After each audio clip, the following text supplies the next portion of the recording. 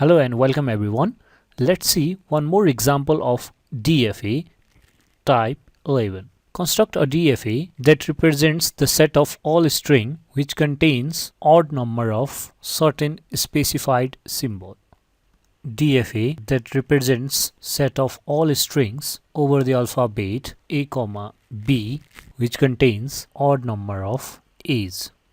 Before constructing the DFA for this language, remember that if any symbol is not present in the string, then the occurrence of that symbol in that string is considered as even.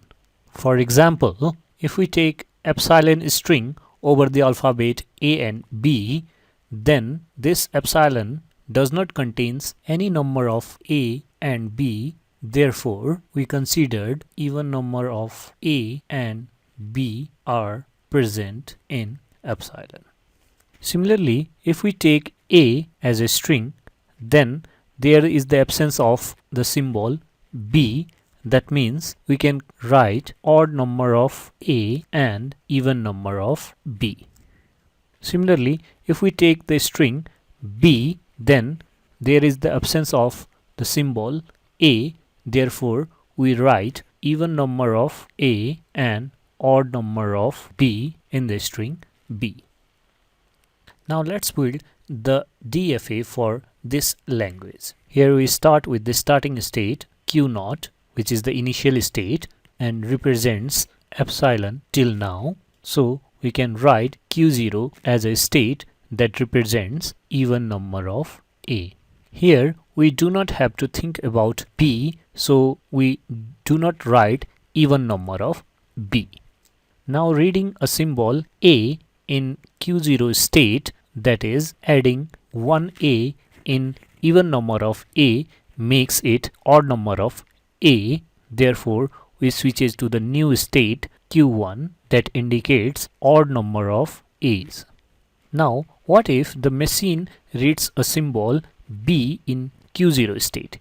In that case, the number of B increases, but the number of A still remains same. That means still remain even number. So we just make this transition on encountering the symbol B in Q0 state. Similarly, what if the machine reads a symbol B in Q1 state?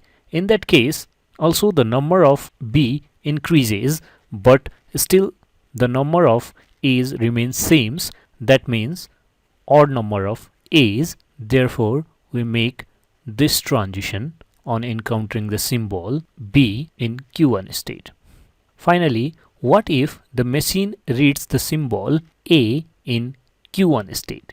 That means adding 1A in odd number of A's, which makes it even number of A. Therefore, we switches to the state Q0 on encountering the symbol A in Q1 state.